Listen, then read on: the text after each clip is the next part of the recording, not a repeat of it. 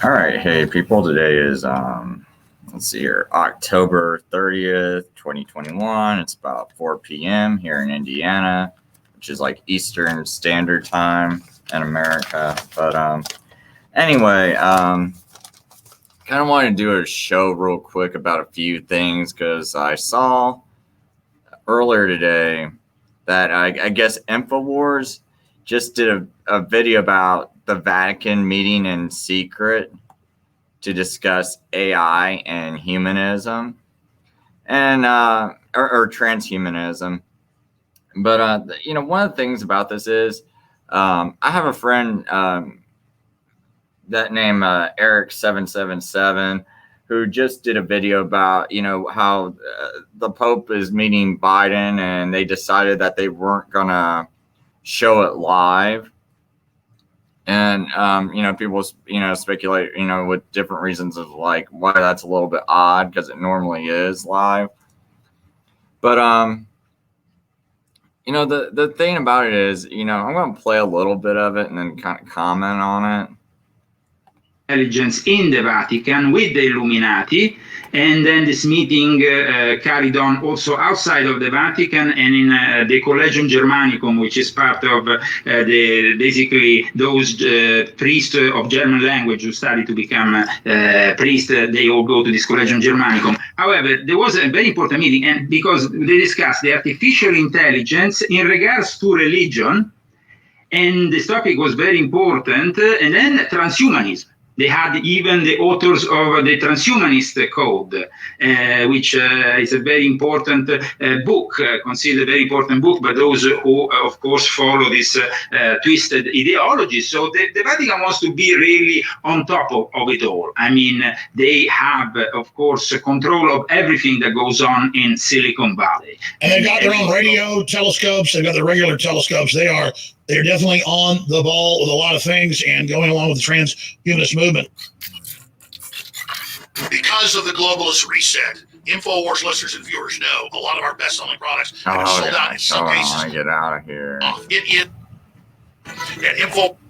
The big events with Biden and what really happened at the Vatican yesterday and more in these huge world events. So thanks for coming on short notice. Saw you on with Harrison Smith this morning on American Journal. Thought you did a great job. So thanks for joining us.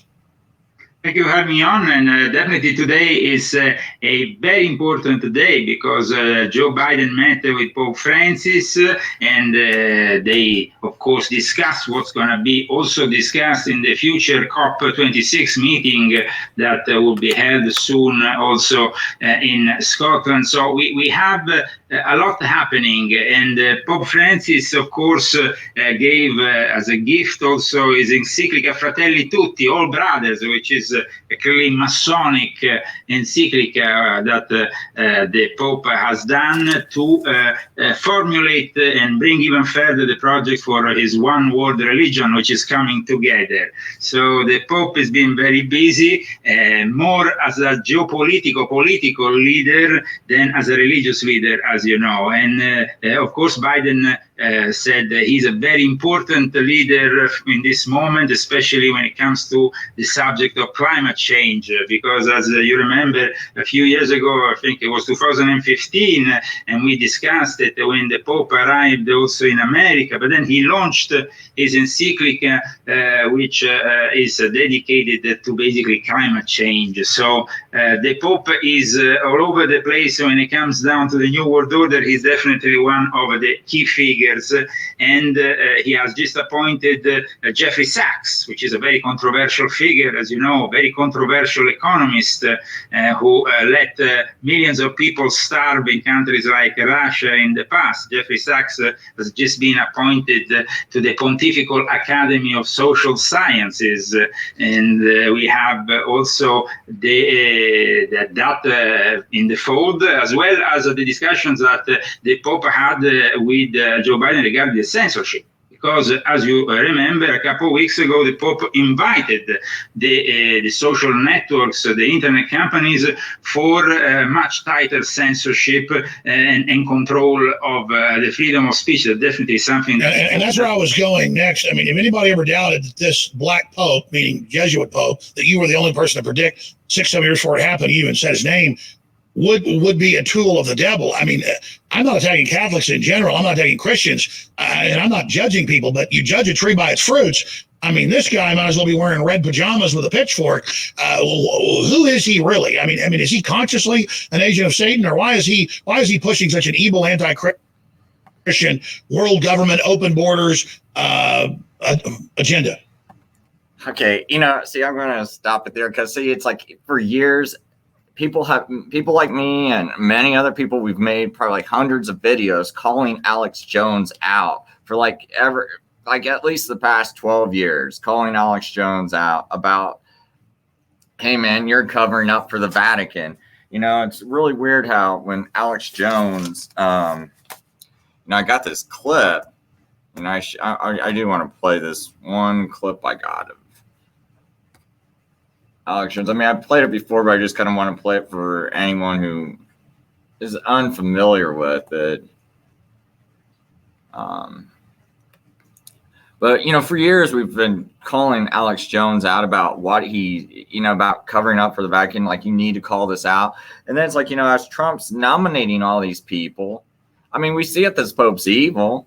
And so, hey, Alex, shouldn't like every single time Trump nominates a Catholic to any kind of position, shouldn't we kind of like take a deeper look into this person, a deep dive into him? Because I think it's very weird. Like, okay, like Kavanaugh, it's like, okay, you're a Roman Catholic. We see Trump nominating him, huh? We know the Pope's got an evil agenda. Let's just, it's like, let's see if we can find anything about Kavanaugh. And you will find that, like when you really look into them, oh, I can't see it right off the bat. Normally I got these things all pulled up. But, okay, let's see here. The Earth is warming. Humans are contributing.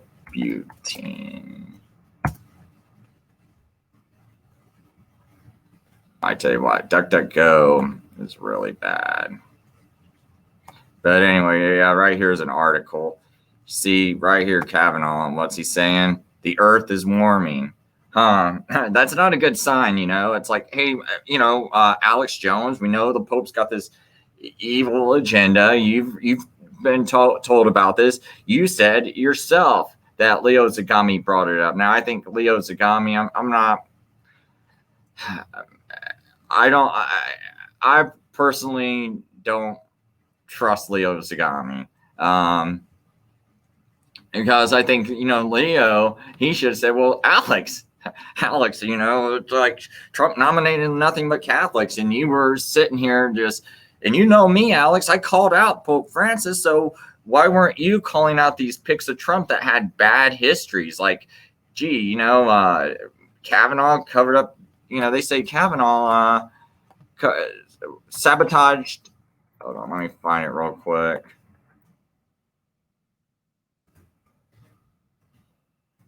Kavanaugh sabotaged Vince Foster investigation. Sorry, folks, I'm super busy. Like I worked 70 hours this past week, so I don't have time to already have all this pulled up for you. But anyway, it right here, it says Kavanaugh sabotage Vince Foster probe. There's it's like all you gotta do is just start digging a little bit. This is by Dove Ivory, Govivry. He had this article about Kavanaugh sabotaging the Vince Foster probe. I think he wrote a book about it too. You don't have to really dig too much. Okay, he nominates William Barr, it's like, oh, William Barr, isn't he a Roman Catholic? And you're making him Attorney General? Let's see here. William Barr, Ruby Ridge. I mean, now, a lot of these things Alex Jones would already know, because didn't you already cover this? Right, Alex Jones? But here we go. American Conservative, they had an article, and I mean, this stuff was coming up right before Trump nominate him. Me and many other people were like, Donald, don't nominate this guy. And I'd be getting in these Trump groups going, hey man, let's put pressure on Trump not to nominate him. All right. You guys are supposed to hate the deep state, right? Let's put pressure on him. Instead, what these Trump groups would do is, oh my gosh, you spoke bad about Donald Trump. You're actually thinking he's stupid enough to put a deep state in there? No, he must have blackmail on William Barr. He must have the goods on him. So that's why he's nominating him, because he's playing 4D chess. Keep your friends close and your enemies closer. You're out of here, you troll. Get out of here. And they'd kick me out of their groups. And like, so I had like, all these people leading these groups kicking me out just for mentioning this. And I was like, guys, what if like maybe Donald Trump could be legit? Maybe he's nominating these people because he's expecting us to maybe the deep state's putting pressure on him to nominate these people. And maybe Donald Trump wants us to call these people out. So he's forced to pick someone better who he wants to pick. I was like trying to give these people the benefit of all the doubts. Okay. And like try to play with their minds in any single way.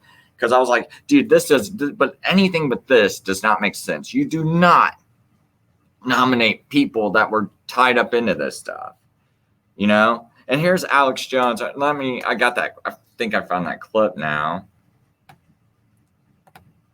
No, I guess it still didn't load it up. Yeah, brand new YouTube's kind of slow, so that's where I got this one clip at. But anyway, so I guess while I'm waiting for that clip to load up, to get this point, Trump, some of the people Trump appointed, like Scott Gottlieb as an FDA nominee, who's like on the FDA oversight committee, right? I just want you to see, when Trump nominated him, look at this guy. President Donald Trump plans to nominate Scott Gottlieb as a conservative physician with deep ties to the pharmaceutical industry. Look who's even reporting at CNN, and they're telling you, See, sometimes, yes, you might hate CNN, but, sometimes there's a little bit of truth when it's the opposition, like when it's Donald Trump. And so sometimes, these people will call it out. And even though this doesn't play to what they want to promote, because obviously they want to help promote the Great Reset. Obviously, they want to promote this social agenda. Obviously, they're siding with the Pope. So, but here they are back in, when was this article written? Yeah, March 10th, 2017. So this is kind of setting up the pretext, to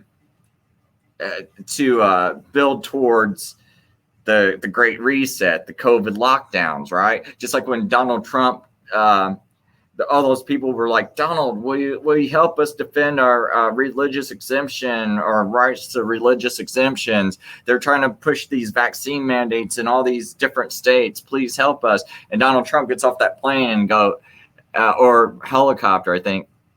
And he's like, and the press is asking him, and he's like, well, if they tell you to take it, you got to take it. It's too important. So there you go. He doesn't care about your religious mandates, okay?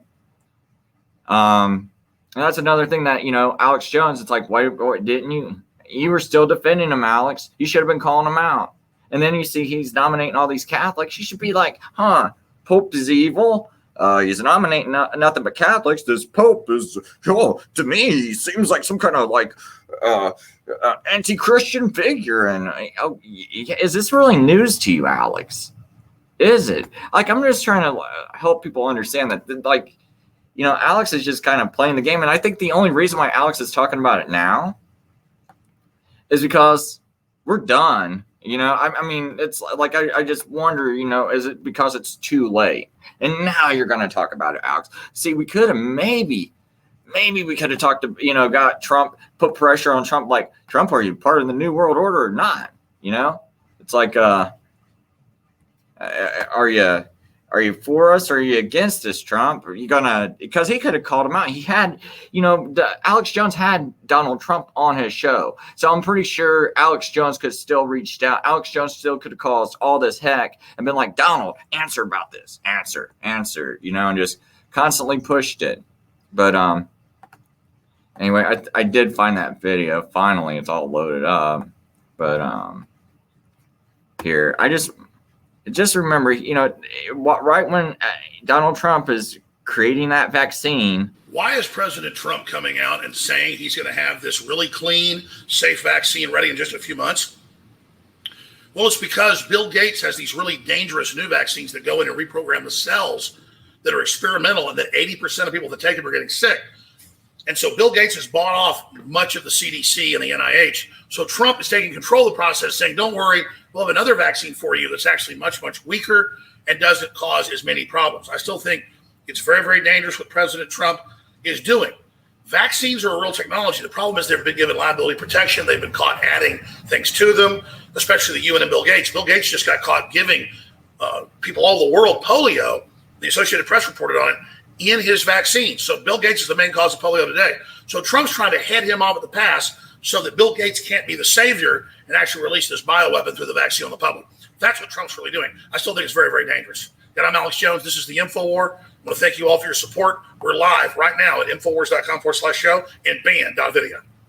See, I mean, I just want people to keep that in mind about Alex Jones. It's like, right there, I mean, that's what right there he says. That's what I think he's really doing. You didn't hear none of that crazy. I mean, really, Alex, you see him nominating all these people with deep ties to the pharmaceutical industry. Was that Bill Gates that nominated? No, right here it says right here it says Donald Trump, not Bill Gates. Donald Trump nominated Scott Gottlieb. And okay, let's see who Scott Gottlieb is today. I went on to this other page. And it says, I just want to go down here to this part of this article. And this was written August 12th, 2021. It says, be warned, Scott Gottlieb has financial incentive to say that. I think he's a straight shooter on public health matters, but he happens to sit on the board of Pfizer. So see, here's this guy who Trump nominated, who's on the FDA oversight committee, and now guess where he's working for, on the board of Pfizer. Do you maybe wonder if he got rewarded for helping to say this vaccine's safe and everything, and now Pfizer's like, good boy, come over here, man, we're going to pay you up. It's like, maybe I'm crazy, but it's like, come on, Donald, come on now. You covered this up, dude. You covered this up the whole time. Call these people out. And also, yeah, look at what else Scott Gottlieb's doing. This is your boy right here. And now what's he doing? It's certainly reasonable to see kids 5 to 11 fully vaxxed around Thanksgiving. This was from October 10th, 2021. He says it's certainly reasonable. How about Scott? You tell people that it's not reasonable, it's not safe, there's too much risk to reward ratio. The risk is way higher, but you're saying it's certainly reasonable, and that's Trump's boy right there. That's Trump's pick. I just read you the article. With CNN criticizing Trump for putting this guy who's a big pharma lobbyist on the FDA oversight committee. You know what? I want to show you one more thing. If I go to, I think it's, Pfizer, financial, or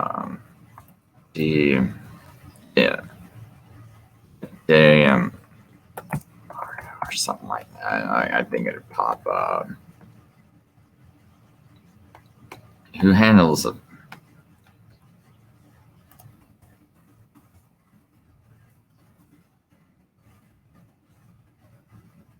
Oh gosh, I gotta go find that board. Financial board.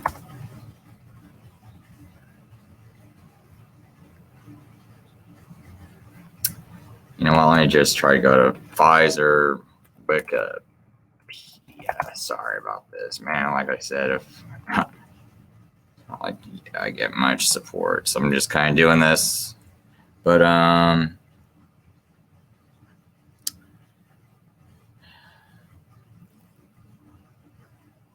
man, I know this one guy. If I can just figure out his name, he's like this Catholic. That's like the guy that secures all of Pfizer's that secures like Pfizer getting grants from governments around the world.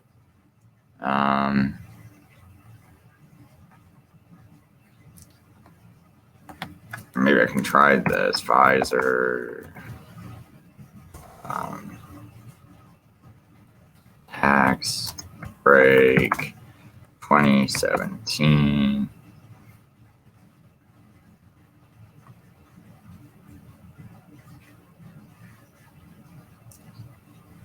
Oh yeah, right here. Citizens.org had this article saying Big Pharma, a big winner in Trump's proposed tax plan. See, in November 20th, 2017, the tax proposal supported by President Donald Trump and congressional Republicans would give top 5 pharmaceutical corporations a $42.7 billion tax break. And look who's number one. Pfizer, right? $24 million. Right? No, 24 billion. 24 billion, my fault.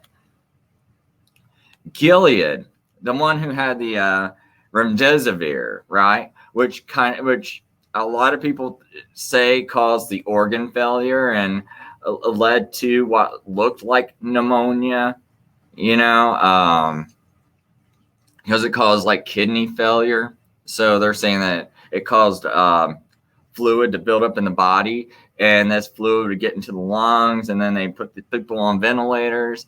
See, they got the second biggest tax break. But I just, want people to remember, it's like Trump was really helping this to go, helping this to, to be a thing, helping to give these people money. I know some people are still out there going, well, Chris, you got to vote Catholic because they hate abortion.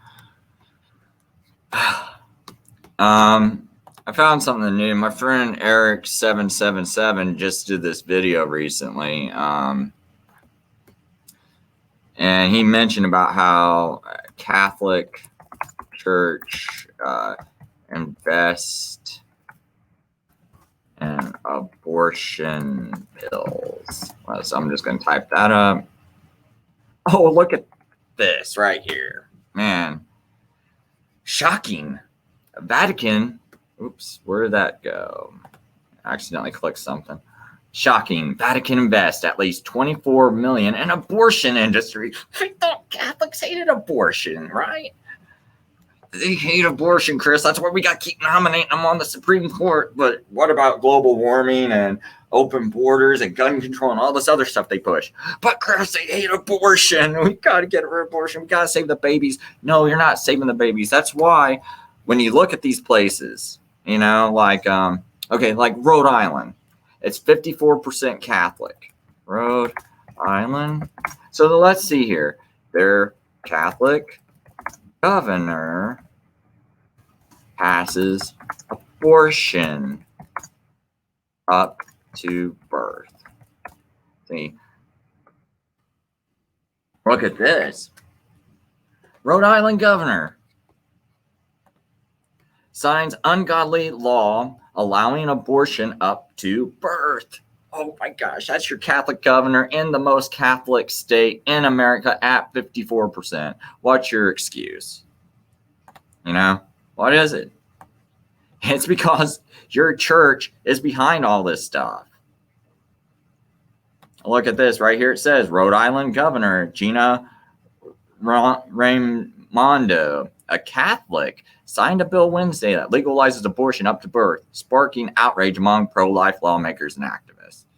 Well, That's what you get. I said before in past shows that the Catholic Church runs the Democrat Party. See, they tell them, it's like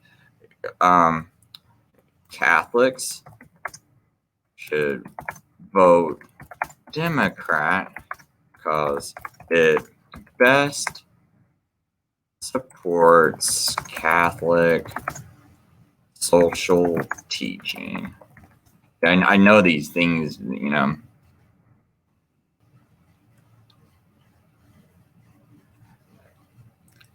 Now this was from Catholic Standard. I'll just kind of read this without even going to their site. The best way to think about human dignity is we should never do for others what they can do for themselves. It remains the responsibility of the smallest unit of the organization, the family and the community, to assist their neighbors with personal love and dignity. That's not possible from larger social structures, Catholic social teaching.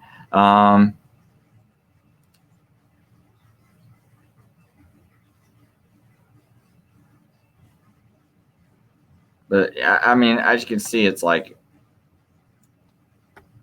in these articles,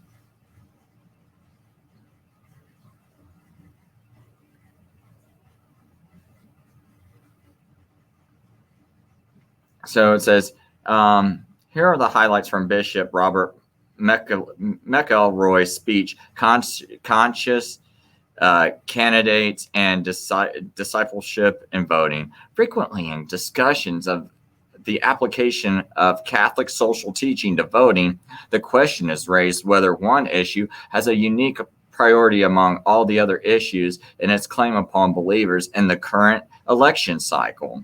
Some have categorized abortion that way, others climate change. This question deserves deeper scrutiny. But see, it's like, okay, Catholics are supposedly against abortion, but sometimes, in this political cycle, all this other stuff, let's take care of all this other stuff. So they'll push and vote, and then they normally are always pushing to vote Democrat because Catholic social teaching is socialism. You can't separate the two. It always goes that way. That's why they supported Hitler. Hitler was a socialist. I know there's socialists that will argue against that. But when you really look at it and when you really look at exactly what socialism is and you stay true to the definition of what socialism is, Hitler was a socialist. And these people, it's like one of the things the Nazis said was you call the other side what you yourself are, So it's like, so if the other side's so if the other side, you think they might attack you for being a racist, well, you start calling the other side a racist, even though you might be the one who's really the racist. Okay, that's kind of how they work. And so, it's like, oh, you're like a Hitler, but in actuality, they're the ones that are like Hitler. And so anyway, why would Catholics vote for Democrats? Even though they side with abortion. Well, climate change is way more important. Climate change could wipe out civilization in 10 years. That would kill babies too. So we better just go ahead and vote for the Democrats. I mean, that's some of the thinking going on. It's the bigger issue because heck, it's like that's not just all the little babies. That's everybody. And you'll go to various websites. It's like I don't have really pulled up. I don't want to waste a lot of time. But if you go to websites, I'll be like, gosh, I don't know if I can vote Democrat, man. It's like they're for abortion, and I just think abortion's the most horrible thing. You'll see all these Catholics, priests or whatever, be on the website, and they'll be like, oh, it's okay, it's like they best represent Catholic social teaching and blah blah blah, and they'll all reason together, and it's like. So, on the other side, what do you have? And it's like today I saw someone say, well, Chris, Jews run the media. And it's like, no, I mean, there's no reason for Jews to not allow a single Protestant on the TV. But a Catholic Church, of course, you're not going to allow a single Protestant on the TV. Of course. Why do you think on Fox News? It's like, okay, if a Protestant, I just, think about this.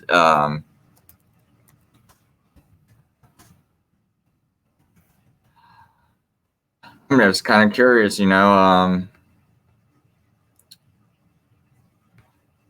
Fox is always going to try to say, "Oh my gosh, it's so horrible. Catholics are so, Biden is slammed by Catholic priests for meeting with the Pope Francis." It's like an urgent message to anyone with time.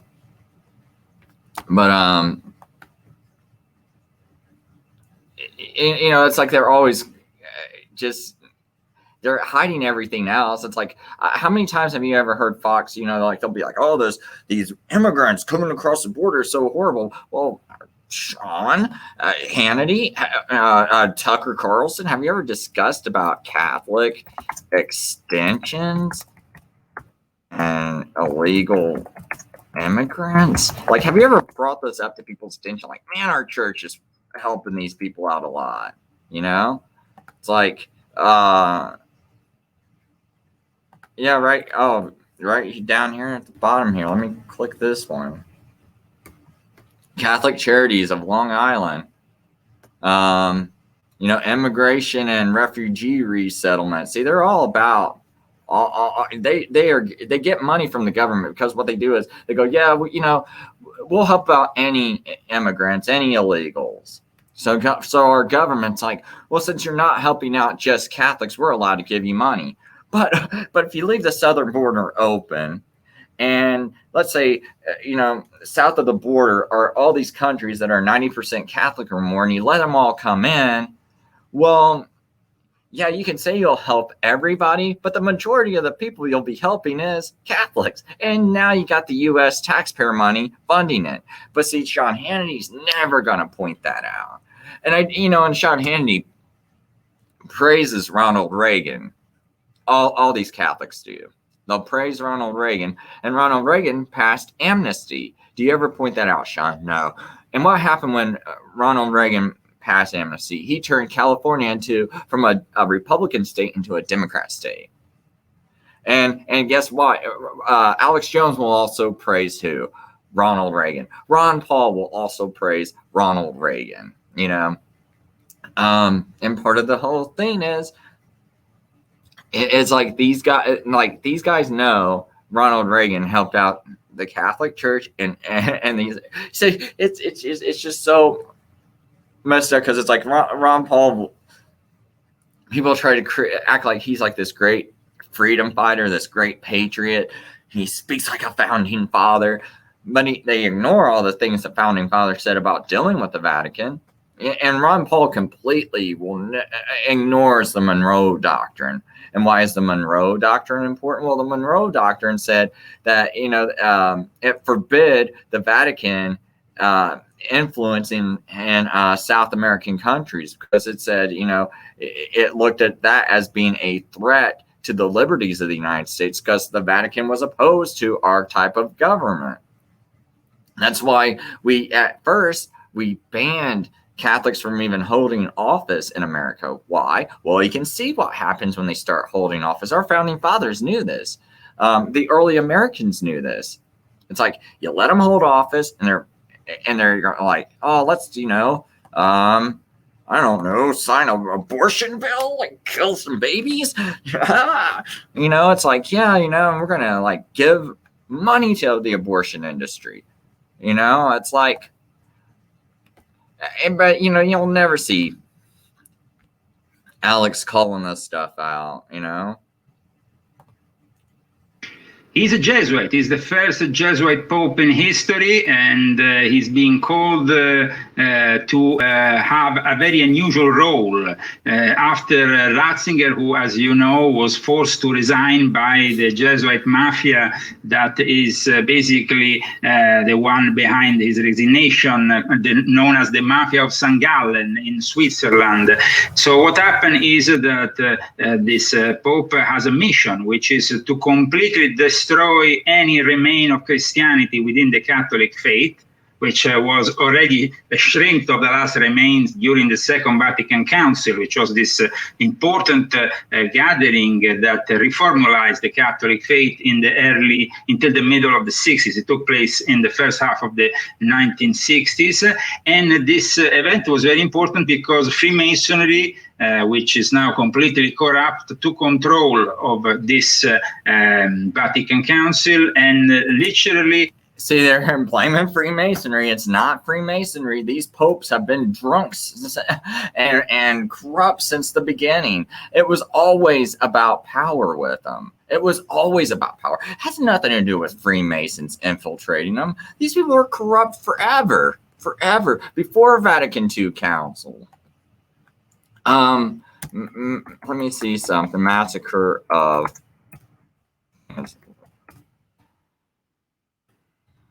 Yeah, Massacre of Lisbon. Why did that happen? Well, I'll just use Wikipedia. I bet you they pretty much get it right. We'll see. The Lisbon Massacre, alternatively known as the Lisbon Pogrom, or the 1506 Easter Slaughter, took place April 1506 in Lisbon in the Kingdom of Portugal. A crowd of Catholics and foreign sailors who were anchored in Tagus persecuted, tortured, and killed and burned at the stake hundreds of people who were accused of being Jews. Okay. Because they were killing some Christians that were also keeping Sabbath. Because in my view, God never got rid of the 10 Commandments. And the early Christians, even when you read the Bible, says they kept Sabbath. It's like in the book of Acts, they told that crowd they said both Jews and Gentiles, they would come back the next Sabbath to hear the word preached.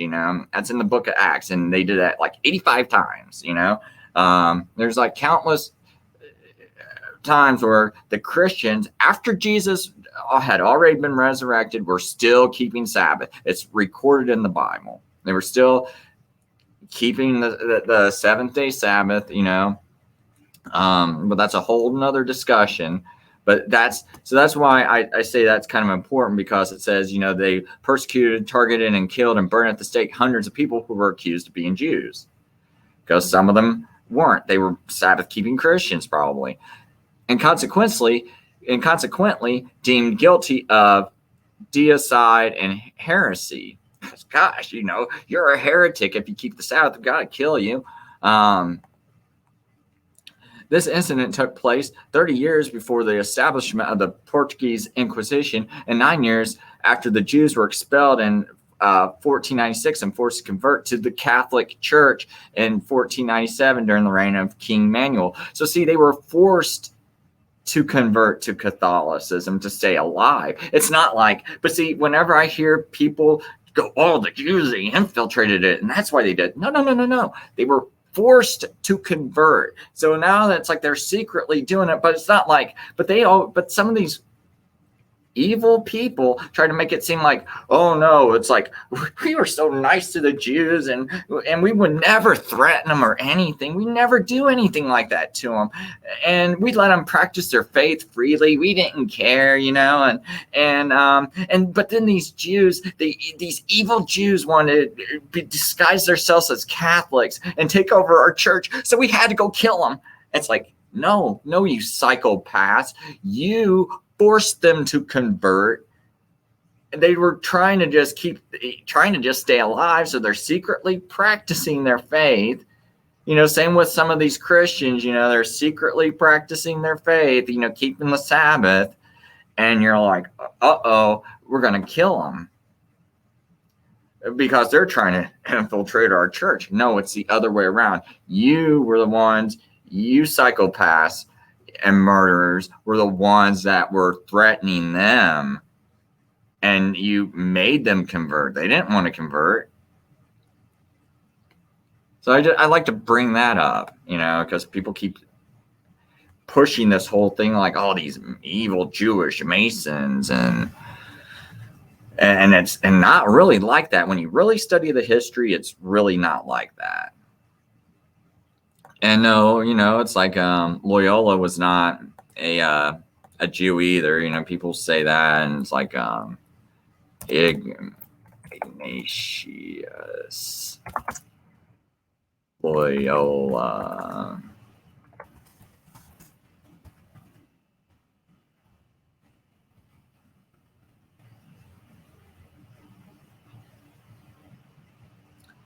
See here.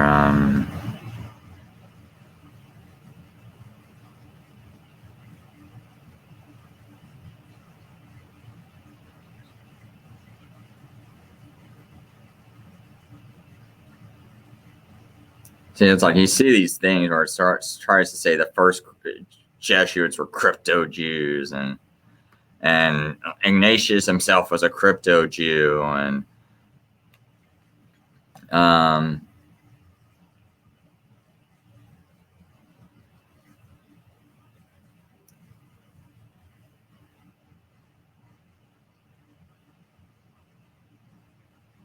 gosh, man, where was that at, man? I know there was. Yeah, here's someone else, you know, that people try and push this whole Jesuit order was a synagogue of Jews because they try to tie it into that whole biblical comment in the New Testament. I can't remember which book it was, or off the top of my head, where it says synagogue of Satan, right? So it's like, oh yeah, these are like the synagogue of Jews trying to take over the Catholic Church, and so they're trying to push it back on the Jews being like this evil creation that's trying to take over the Catholic Church, and the Jesuits are the Jews that are trying to take over the Catholic Church, and I'm gonna have to go on that later because I can't find what article I'm really looking at. Was looking for that really exposes that as being a bunch of nonsense.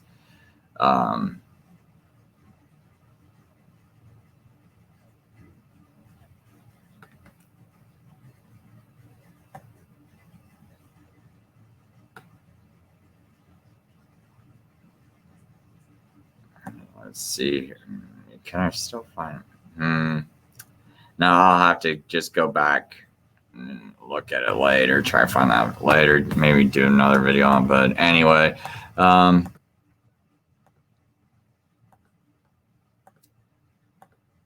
so I'm just going to probably just play like a little bit more of that video and see what other craziness they say. Gave birth to what is now being unleashed fully by Pope Francis. This one world religion ideology that also is, of course, putting on a pedestal science. I will point out one thing. You know, this is at the Vatican Audience Hall, which when you look at the outside of the building, it looks like the head of a snake. But if you look at this closely, this is supposed to be, I think this is supposed to be Jesus. And that's supposed to be his hair. But when you look at it, doesn't that look like the mouth of a snake? See, right here is supposed to be like his hair flowing back. But look at how they did that, man. When you look at it at the side, that looks like the serpent's eye right there. So that looks like a snake's eye. And that looks like its mouth. And so they really do a lot to disguise this right in plain sight. But it is in plain sight. I mean, all you gotta do is just kind of like understand that the Vatican is the great whore of Babylon. You know, it's like you know, that's one thing I want to talk about too is you know, in the Bible it says, you know, there's going to be this beast with two horns, you know, and me personally, I believe those two horns is the Vatican's temporal and spiritual power that they claim to have over the whole earth. And when you think about something, you know, these world leaders, they might be Muslim or they might be some other religion, Hindu or whatever, but when they go to meet the Pope, they always refer to him as Holy Father. Me personally, as a Protestant, you know, I like, man, I would never call something like this Holy Father, you know, like it's hard for me to even say that jokingly, you know. It's like I feel like I'm going to be like struck down by lightning every time I even type that on a keyboard, because it's like I just feel like that's like the one of the most wrong things you could ever call this guy, because he's the exact opposite of a holy father, and the Bible says, call no man father. And some Catholics will be like, oh, but the Bible doesn't mean like you can't call your dad father. And okay, I can agree with that too, but how about when you add the title Holy Father? I'm pretty sure that that's what the Bible meant, don't call no man holy father. And it's like when you see other Republicans and Democrat representatives, that are holding government office, and it's like, well, you're not Catholic. Why are you calling this guy Holy Father? And even being a Catholic, calling him Holy Father, that's almost like calling this guy God. Okay. I mean, whether you realize it or not, you're basically calling him God by calling him Holy Father, because there's only one Holy Father there could be, and that would be God, because he's the Father of all living and he's holy, so therefore he's Holy Father. You don't call another man God. That's blasphemy. So you're actually committing blasphemy by calling this guy Holy Father. I mean, not only are you lying, you're that in of itself is blasphemy. And that's where I think this whole mark system is going. If you really think about it, it says mark of the beast. What's a beast? Well, there's two beasts that come out of the sea, and we recognize both of those as being governments, and my personal perspective is the first beast was the Roman Empire, and the second beast is the Vatican. And the whore that rides the beast is the Catholic Church. Because, see, in the Bible, a woman is looked at as like a church, so you got like this like virgin woman, and now you got this whorish woman. And they call this one the great whore because it's the mother of all harlots. And all these like little ecumenical churches and all these other false religions that go meet the Pope at these ecumenical conferences and bow to the Pope, you're bowing to your mommy. Okay? Your mother's a whore. I mean, that's a way of looking at it. Your mother's a whore, and you're paying homage to your mother. And you probably don't have a problem with that. I mean, that's probably why you don't have a problem sleeping with whores and things like that, because your own mother's a whore. You love whores, So, and anyway, so the Bible describes governments as a beast. And so what's the mark of the beast? Mark of the government, right? But what government? The Vatican government. That's what it's a mark of. And who do we see pushing this the most? I showed you video clips of Chelsea Clinton. Let me see here. Chelsea Clinton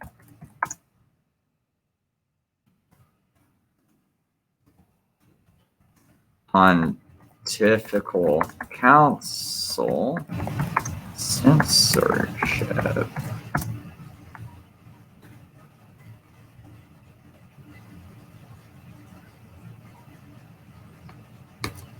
Well, there ain't much that comes up when you type that.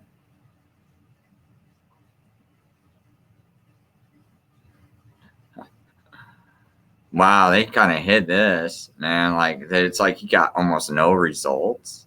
I'm curious, what does Google have? I'm sorry, kind of a little sidetrack. I'll remember my point though. I just kind of find it kind of curious that that's all the results I got.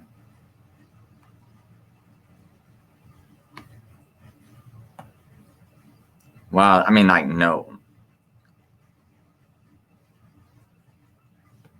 Okay, so I guess. Oh no, that's calling Fox's show censorship. Right, Tucker. Why don't you talk about how she was sitting at the Pontifical Council for Culture, and she goes, "Yeah, I think we need to do more about censoring medical misinformation and other information." And it's like, why don't you call that out, Tucker? Like that should be the thing that pops up. Not like, oh, you're trying to say we should be censored. No, Fox, you'll never be censored. All those attacks are fake attacks to make you look legit. Like, oh my gosh, they're attacking me. I must be legit. No. And you know better too. They're attacking you so minds of stupid people will think you're legit. You're not legit. and you're being attacked to prop you up, just like Trump was attacked to prop him up. That's why I knew something big was coming. That's why I knew as soon as this COVID thing happened, I was out there trying to protest it. I mean, before the first day of the lockdown began, I was out there against the lockdown. Yeah, you know, I mean, I even tried to start a group to protest the lockdown on Facebook before the lockdown even started, because I knew it was coming and I was against it. And I knew this was it. And because I knew all the things Trump was doing and all these fake attacks people give him. I'm like, wow, you know, Trump keeps appointing all these horrible people. He couldn't make it more obvious that he's working with the Democrats and working with the Vatican. He cannot make it more obvious. I mean, all these people let Hillary go in the past, let Bill Clinton go in the past, you know, like helped cover up their crimes. You know, I mean, it's like, and you're nominating them. I mean, it's one thing if Trump nominated Catholics that you might not be very aware of, but these were guys that were like headline news in like the 90s, you know, and in the 2000s. It's like they were headline news of what they were doing.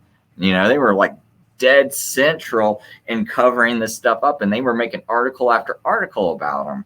And Trump nominated those. So it's not like, oh, here's some obscure Catholic that he's nominating. No. I mean, and just being Catholic enough, he should have investigated him and been like, wait a minute. Catholics believe in all this global warming stuff and gun control. Why is Trump nominating him? You should have been right on top of that, researching him. But on top of it, they had, I mean, just the worst past. So, you know, back to my point, you know, the Vatican is a government. The Bible says there's going to be a mark of the beast. Beast means government. And we see the Vatican pushing censorship.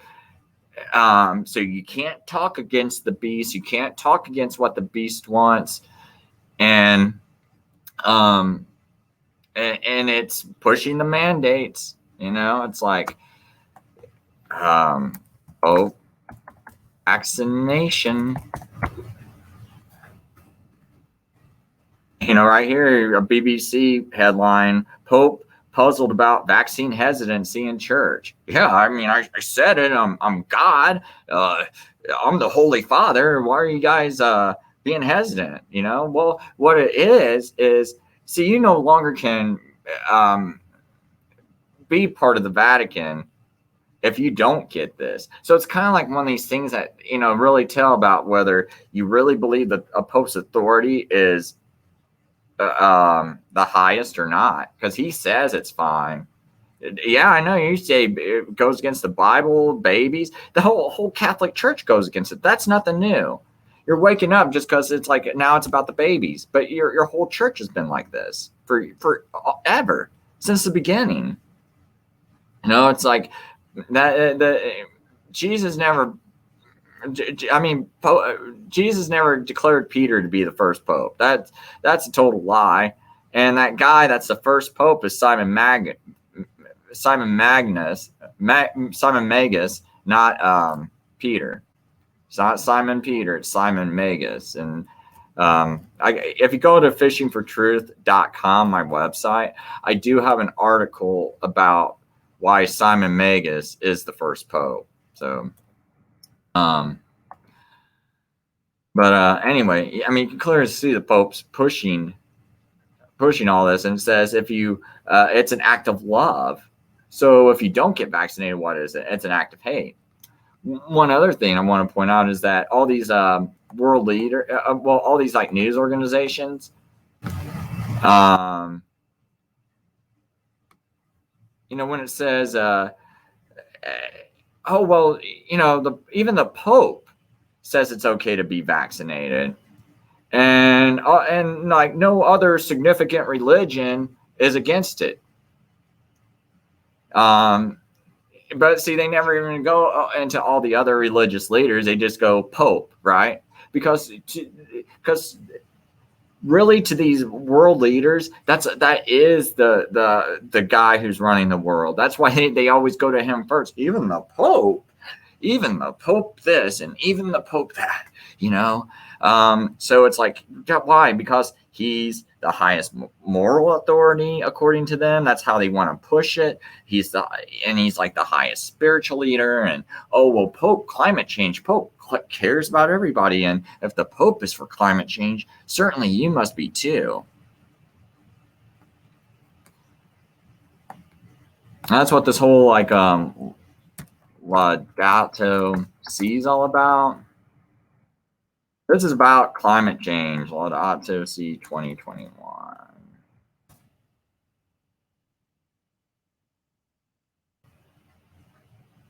Yeah, so we got like this action plan, Laudato 7-year action plan.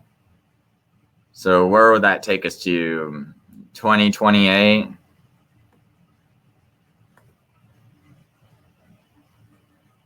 So they're pushing all these initiatives, and this is all about climate change and all that other stuff. And it's going to focus on parishes, schools, hospitals, businesses, organizations, and religious orders.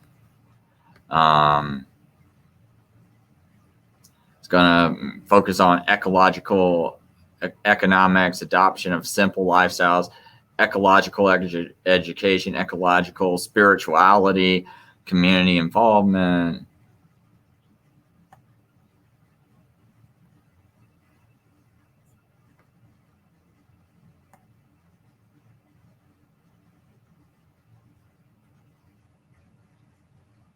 So let's see here. Oh yeah, you know, one thing I'll show people, you know, COVID.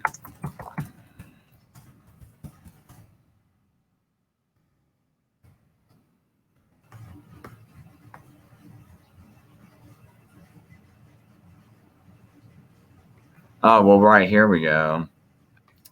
So this article came out today. U.S. President Pope discuss climate change and COVID-19 vaccines. I mean, right. He's probably like, hey, you know, when are you going to get those? Make sure it's mandated to every single American. You know, he's not sitting there talking about, oh yeah, Biden, that's evil of you. That's not freedom. You know, I'll play one more thing, man. Let's see, Eric.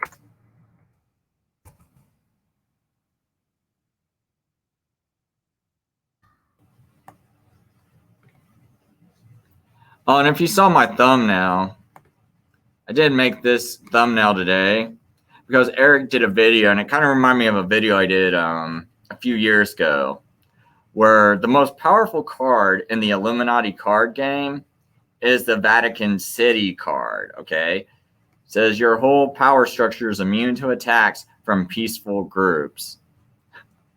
That's because of the leverage the Vatican has, right? It's like that's why you can do it. But in my video I did years ago, I found this, and it said, as I was doing research, I stumbled across an article that said, "Meet the man who could be the first American Pope." And I remember that Illuminati card picture, so I put that in a video. But I thought I'd, you know, kind of bring that up in this video, and that's why I used that thumbnail. It's because Eric did a video recently, and I was like, oh yeah, you know, that it looked like Cardinal Joseph Tobin, who actually who had or has some office here in Indianapolis, you know, where I live. But anyway, you notice even he's got some of the yellow on him, and that's his yellow. And I was like, the face looked the same to me. You know, even the eyes kind of look a little similar. It's like even the mouth. Like if you look at that little angle in the mouth, little triangle in the mouth, and like I don't know, man. It really reminded me of the same guy. But so I thought I'd point that out. And I just thought it was interesting that they said that the Illuminati card happens to look just like the guy who this article said could be the first American Pope.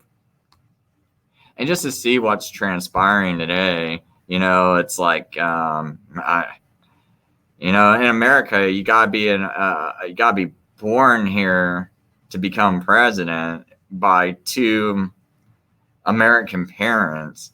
So it's like Obama and Kamala Harris, neither one fit that description. So anyway, I just thought I'd point that out. But let me just play this video real quick.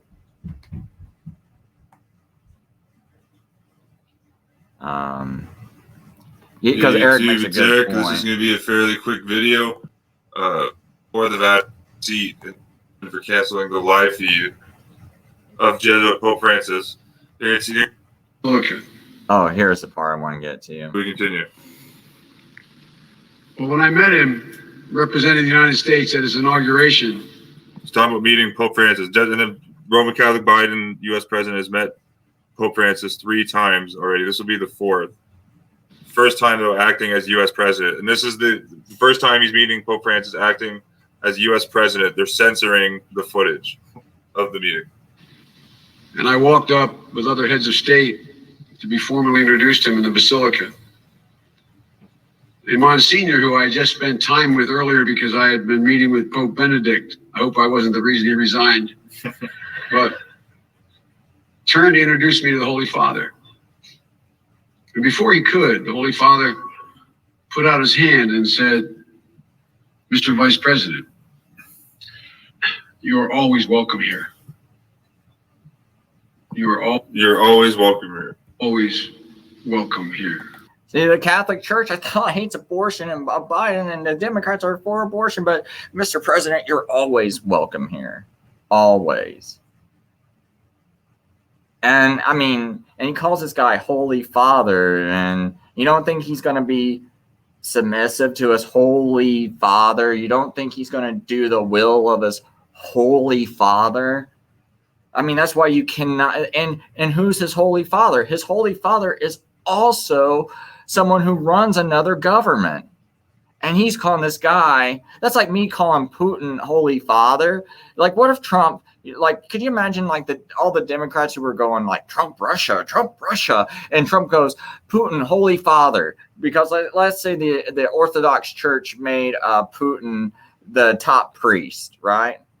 And then, Trump's like, Trump becomes Orthodox Christian, right? And then he goes, Putin, Holy Father. Those Democrats would be like, oh my gosh. Okay. So you worry about when another country, right, like a leader of another country, you'd be worried if that president was calling him Holy Father. And here's one that's so hostile to all of America's values. I mean, I've showed it. Many of my friends have showed it time and time and time again, especially this guy, Eric77, just time and time and time again. It's like, look how hostile they are to all the things that you claim you care about, all these like freedoms, how you hate socialism and all this other stuff. And yet, you will continually support guys like Trump who nominate nothing but Roman Catholics, right? You'll constantly defend it. When I go out I'm trying to run for office, right? I go out and I start talking to people and I'm like, well, can I get up on the mic and say something? Whoa, you are talking about Catholics. I'm like, yeah, I know. You should be carrying me up on there. You should be like, Chris, get up there and talk. We're like freedom. And you're against the Catholic Church? Dude, get up here. But you know what they do to me? They're like, whoa, boy. We got this other guy, and he's like, he's supporting Amy Coney Barrett, a Catholic, and all this other stuff. He's supporting all of Trump's picks. Dude, you are not getting up on that stage. You're not getting up on that stage to talk. For Donald Trump. And we can't have a guy getting up on that stage and talking about Catholics because Trump's nominating a bunch of Catholics, and that looks wrong. And we got to have Catholic support and all that. And I'm like, well, no, you actually don't need Catholic support. You might need it, but I said Catholics will probably vote for me too, because by being Protestant, if all these Catholics supposedly want, freedom, and they don't want gun control. They don't want open borders. If supposedly all these Republicans out here, all these Republican Catholics that you say are actually good Catholics, well, guess what? I'm not going to kick them out of the country, but I'm going to talk about their church because I'm against it. That you care about it, and I don't know how to differentiate. I asked my Senator Mike Braun, who never calls me back, never says anything, won't respond to me. I tried to set up meetings because I said, hey, Mike Braun, I know you're a Roman Catholic trying to run for Senate. I said, I'd like to arrange a meeting with you and about 100 Protestant leaders, of churches, which comprise of about 100,000 people who might vote for you. But we just want one simple thing to know. Like, I want to arrange this meeting, and we just want to discuss how, because we know your religious leader is talking about all these things that we're against. So we just want we want to understand why you wouldn't go support it. And Mike Braun's would never answer me and never call me back. And you would think, man, don't you want the Protestant vote? Because most Protestants vote Republican because, like I showed you, the whole Catholic Church is for this. So obviously you're going to have more Catholics vote Democrat than you are Protestants. So obviously, what are you going to do to get the Protestant vote? Tell us to go to, hey, I don't want to hear you. Well, but you want to run Republican. You want to win the Republican office, but yet you don't want to talk to us and explain a few things. And so it was no surprise when I called Mike Braun back in, what was it, maybe August, September. And I said, hey, I don't want that Amy Coney Barrett nominated to the Supreme Court. And what did he turn around and do? He called up Jim Banks, and Jim Banks called up Barr, and he told Barr to investigate me for anti-Roman Catholicism. I don't think that was a coincidence. And so anyway, and William Barr is the Attorney General of the United States. So, I don't think all that was a coincidence that day. And still, no reply from him. What did Amy Coney Barrett do? She went and said, hey, I refuse to hear anyone's case concerning the vaccine mandates. Those vaccine mandates are staying in place. You students cannot do anything to fight them. They're in place. And I kept telling you, it's not good to have a bunch of Roman Catholics sitting on your Supreme Court, because this issue is going to come up. You're going to try to fight it, and this is what they're going to do to you. And all these people kicking me out of their groups, telling me I'm stupid, telling me we're going to make sure you never get into office. Okay, there you go. You there you go. You got what you deserve. See, when people go, well, Chris, America's so good, why is the judgment coming on us? I'm like, dude, that's why. That is exactly why. Because it's like people who try to talk to you and try to do anything, you run them out of things. Instead of being eagerly trying to pull them up on stage to talk about these problems and to try to support them when they run for office, you support the people that are conspiring to do this to you. And you're wondering, and you still sit there and cry and wonder, why is this coming upon me? My job, I'm losing my job. It's like, you brought this on yourself. And I think it doesn't have to continue, but you people are still not waking up, even after it's upon you. Even after someone's telling you it, even after they're predicting everything, they're right. And some of these people have seen my post, seen that I'm right, and they still won't support me to run for office. They still don't want to hear me talk on a stage at one of their events. It's it's maddening to me. It's frustrating to me. I'm a guy that works 70 hours a week and was still making time to try to go to these protests, to try to wake people up. Well, these other people are rich, have plenty of time, and they can't figure this stuff out. And they're going to these protests, and you're supporting them, and they don't care. And when it's raining, they don't even come out in the rain or bad weather. They stay home. I come out still. They're staying home. I'm out there getting wet with you, protesting, and you're still supporting them over me. That's just what sickens me. And so, in my opinion, you're begging for your slavery. You're begging for this. You're begging for this judgment. Most of the world is. That's why it's happening. You vote in these candidates that are just. It couldn't be more in your face that they are promoting these antichrist candidates, right? Like all these politicians are in league with the antichrist. It cannot be more apparent. I mean, this thing looks so much like the biblical mark of the beast. I don't think it is, but it sure looks like it, right? I think what it is, this whole vaccine mandate is all just, they're using this because you couldn't set this whole thing up through climate change. Not enough people believe that, don't go to work today, Bob. It's, the climate's going to blow up any day now, don't go to work. We're shutting everything down. No one would have went for that.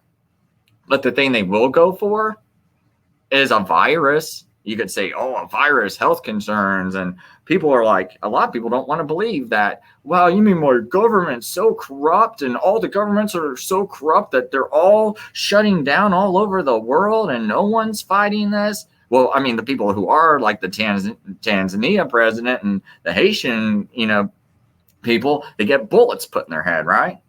But for the most part, everyone's kind of going along. And so everyone's like, well, Chris, you must be the crazy one because everyone's going along. There couldn't be some big conspiracy,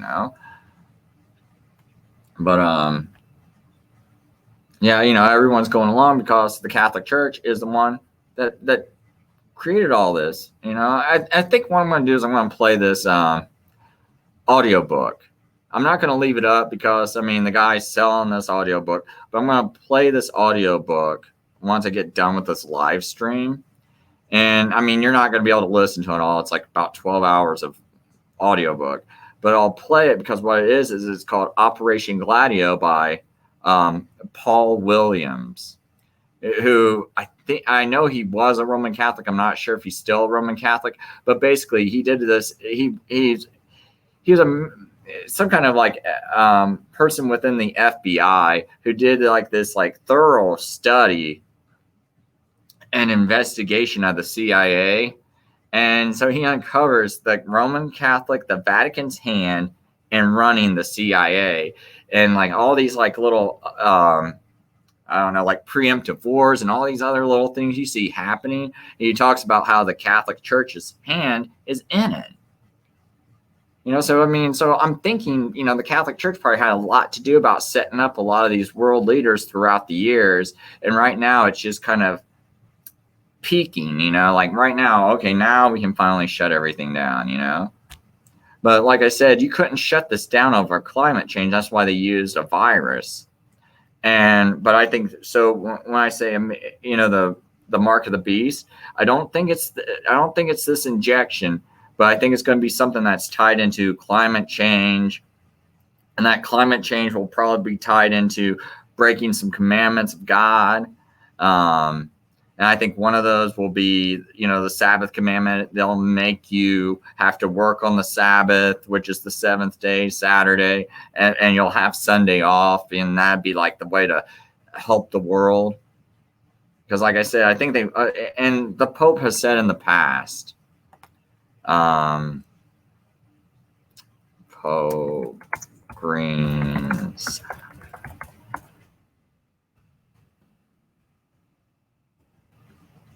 There have been these proposals for a green Sabbath.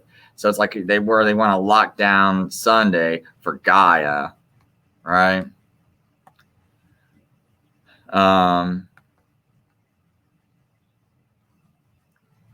And the Pope did. I know there's stuff about the Pope blaming coronavirus for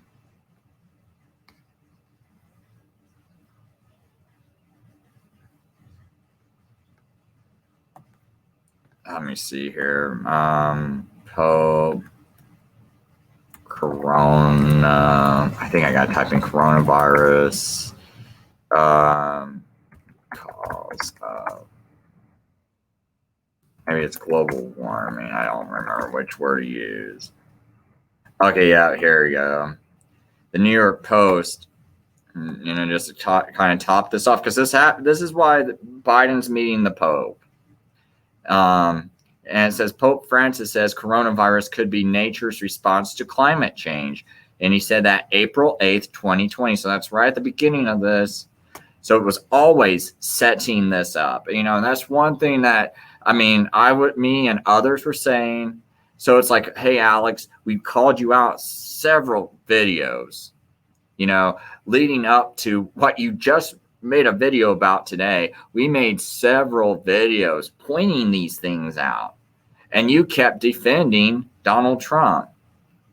But anyway, it says Pope Francis says coronavirus could be nature's response to climate change.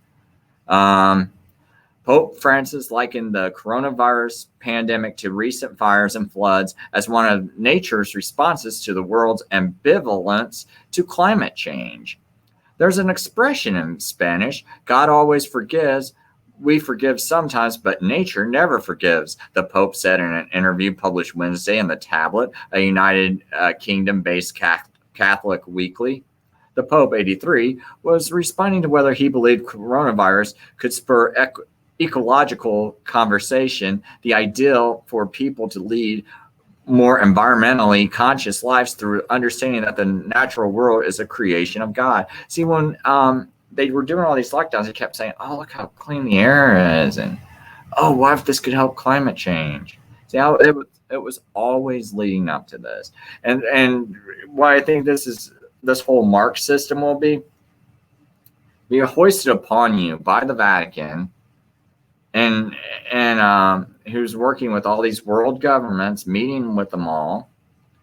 And it's going to be like based on the China's social credit system, which Catholic Church praises China's social credit system. I want to show you that they have. See, look at this. Vatican official praises China for witness. Look at this. Oh my gosh. I have not seen this article before. I accidentally found this one. So this is by the Catholic News Agency. And it says, Vatican official praises China for witness to Catholic social teaching. So it's saying that China is adhering to Catholic social teaching. I don't know how much more evident this could be. Wow.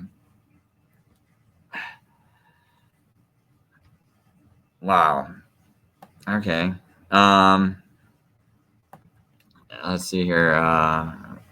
Bishop praises China's social credit system.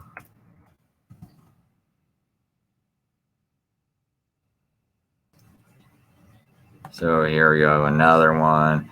Vatican bishop praises communist China as best at implementing church's social doctrine. So that's the Archbishop Sorondo praised China as extraordinary despite the country's history of human rights violations that include forced abortion. Yeah, of course they don't care. Like I showed you. It's like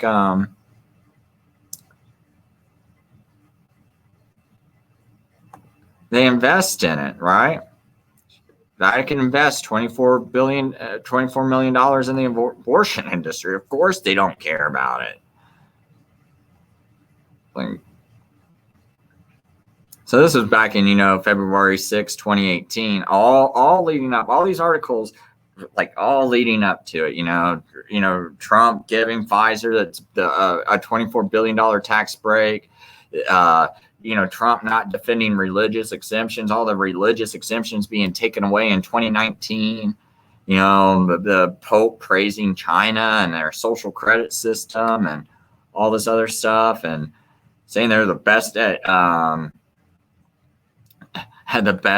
implementing the church's social doctrine. So now let's just see here.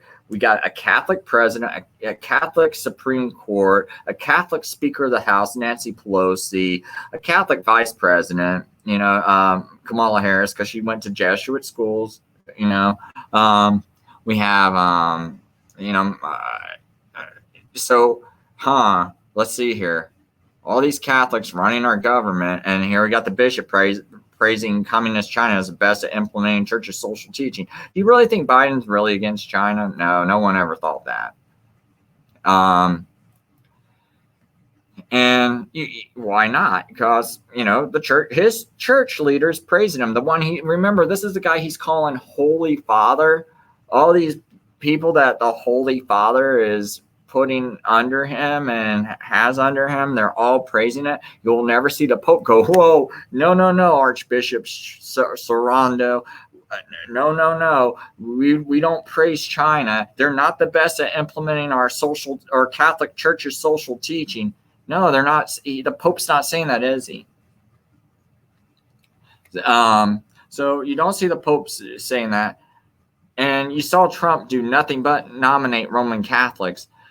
It's like, you got to wonder, geez, maybe the Vatican's running things. It's like, and I'm just going to leave off with this because I said the Vatican has ran the Democrat Party since 1840, at least since 1840. One thing I'll bring up since this popped up on my screen as I'm looking at this, Herbert C. Holdridge did write a letter. He was a brigadier general of the U.S. Army, and he did write a letter talking about the Jesuits, and saying that they're a vast, hostile, cohesive body of individuals trained in the use of arms with access to arms, operating nationally, internationally to impress upon the government and the rest of the people of the United States programs of action representing direct peril to our government and our entire society. And what do we see today?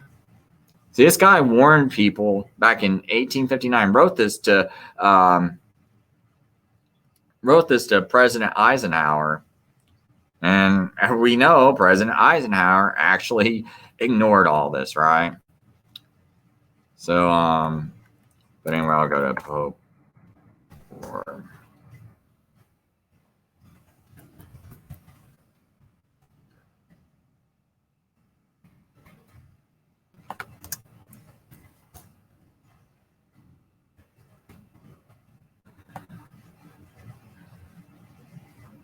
There's this book called Pope or President by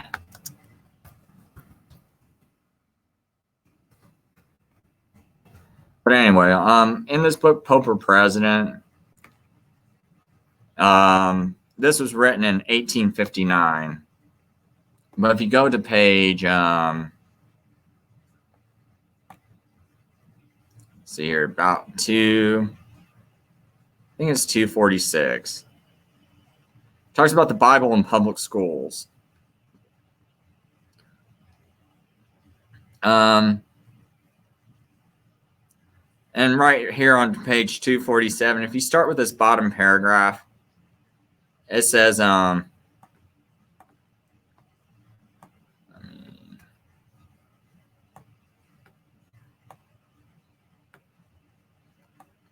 we now come to the war on God's holy word by its expulsion from public and free schools of this country. In 1841, Bishop Hughes, Archbishop Bishop Hughes of New York, who also started all these like riots against Lincoln, where he stomped. There was like a black orphanage, and he stomps all these the people in this riot stomped these black orphans to death. Because they're rallying against Lincoln. They're like, we hate Lincoln. He's a tyrant. And we're for the South. And we got to support the South. But anyway, this Archbishop Hughes offered the Catholic vote for sale at Carroll Hall in the city of New York if the Bible would be excluded from the common schools. of this movement, New York Herald of June 20th, 1854 says, the operations of Bishop Hughes on the school question caused the nomination of a Catholic ticket for the Senate and Assembly and had the effect to cause divisions between Americans and adopted citizens, meaning Roman Catholics, at Tammany Hall. Thus, the Herald ascribes to Bishop Hughes the first church movement in political affairs of our country by introducing religion into the arena of politics and nominating a Catholic ticket for Senate and Assembly on the school question. So, okay, so right here, this is where I said the Democrat Party was taken over around 1840 by the Vatican. So you can see that this operation of Bishop Hughes on the school question caused the nomination of a Catholic ticket. That's what I mean by the takeover of the Democrat Party. And as you can see, what mainly wins in New York nowadays? Democrats and Catholics. That's all that wins in New York. And is New York the most freest state in America or one of the most tyrannical states in America? I'll leave that up to you to, you can answer that yourself. So let every Protestant and patriot remember this fact. 38 schools in the city of New York alone abolished the Bible, and commissioners were appointed to expunge from the pages of school books all the facts of history that were displeasing to the papal system. So they altered our school books and got rid of the Bible out of public schools. That's not the Jews. That's not the ACLU. That's the Roman Catholic Church that's doing this. People blame everything else but the Catholic Church. It's the Catholic Church that's attacking the Bible, attacking our country, attacking our free institutions, attacking everything that those free institutions are founded upon. They're destroying the foundation. And once you destroy a foundation, that house is not going to stand. Everything you build on it, once you destroy the foundation, everything else that's built upon it's crumbling. But you people are clinging to the house and you're letting them destroy the foundation. You're yelling at me because you got these politicians that you're saying that, oh no, Chris, they're protecting our house. But what about the foundation? I'm trying to tell you guys, look at the foundation. And no, instead it's like, let's beat up Chris because he's trying to protect the foundation, and then they're attacking it, and then it's all going to crumble. And it's like, sorry, people, I'm kind of venting because there are some things going on with me and some people in Indiana, and I get frustrated that they want to keep just going back to licking the boots of the actual people that are protecting them. And it's like the support for me is very low. And it's just frustrating too, because I think I could have more support if I didn't have to work my stupid job. But I'm also scared to get rid of my job because, being a Sabbath keeping Christian, there aren't very many jobs that you can have where you can keep the Sabbath, the 7th-day Sabbath of the Bible, and still be able to feed a family well, that doesn't exist. That's part of the reason why Jews are so pushy for their children to get a good job, and they invest so much into that. And it's not because, oh, they're evil, they're trying to take over everything. No. What it is when you have to do it for survival, you're not sitting there like, oh, I'm just going to go play around and be reckless when I'm a kid. It's like, no, if you're pretty much it's almost like you have to get a good job in order to protect your faith, because if not, these other jobs will try to make you break the Sabbath in some way, because there's no job that lets you have, not too many jobs let you have Friday once, because it's sundown Friday till sundown Saturday is when you got to keep the Sabbath. There's not a lot of jobs there where it will let you keep that amount of time, because that time changes throughout the year. And they start getting mad. It's like, well, Chris, it's only 5 o'clock. You can't work. You normally can work till 7. Why can't you work till 7 today? We really need you. It's going to crush the business if you don't work those 2 extra hours. And it's like, well, dude, it's Sabbath, and I had to work under so much stress trying to get things done before the Sabbath. It's like these past years, and I finally found a job where I can keep the Sabbath without stress. And so I'm not going to just walk away from it, and no one supports me. And then it's like also one of these things, is the reason why I'm scared to rely on people for support. I do plan on setting some things up and trying to give it one more try at people donating me money and things. But one of the problems I've always had in the past is like I'll attack something like Donald Trump that's real popular with people, and people think he's the Messiah and things. And I'm like showing them like, no, we gotta, at least you can vote for him, but at least put pressure on him once he starts nominating these people. You got to put pressure on him. And then it's like, and then these people go vote for him. I'm like bringing all these things up like Kavanaugh, William Barr, Amy Coney Barrett. Come on, guys, let's make a big push and a big deal out of this. Like, let's make sure he doesn't put these people on. And these people are kicking me out of groups and like, oh no, Chris, I'm not going to donate to you. It's like, and so it's real hard for someone like me to rely on people's support, because people are like, man, you say one thing to them and they're so fragile. It's like, boom, support's gone. And then it's like, keeping the Sabbath. That's a real sore issue with a lot of Christians, because it's like, what do you mean? You mean I'm not Christian? You mean I hate God? Because the Bible says, Jesus says, if you love me, keep my commandments. And you're telling me that's a commandment, so that must mean I hate Jesus. And Chris, you're telling me, I'm a bad person. And it's like, okay, I'm just going by the Bible. To me, it's like the 10 Commandments is pretty simple. And have a lot of these people like, no, don't take the 10 Commandments out of our courts. But yet they want to take one of the commandments out. They sure don't like that Sabbath commandment.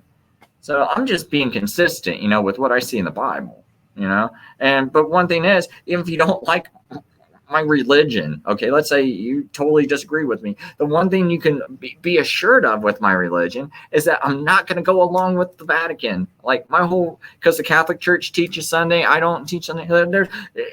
I teach Sabbath, they teach Sunday. Like, I'm so against them in every single way. At least if you nominated me, you got someone in there that's not going to go along with the program. That's my whole thing. It doesn't hurt you to nominate me. I'm just like a worker for a government. You should nominate me on the basis of, hey, I know this guy ain't going to go along with the program. It's like I'm just look at me as a worker. I'm not going to go along with the program. It's like these other guys, these ecumenicals that you want to nominate over me, dude, they're church leaders bowing to the Pope. Yeah, so anyway, I'm going to just leave it at that and later.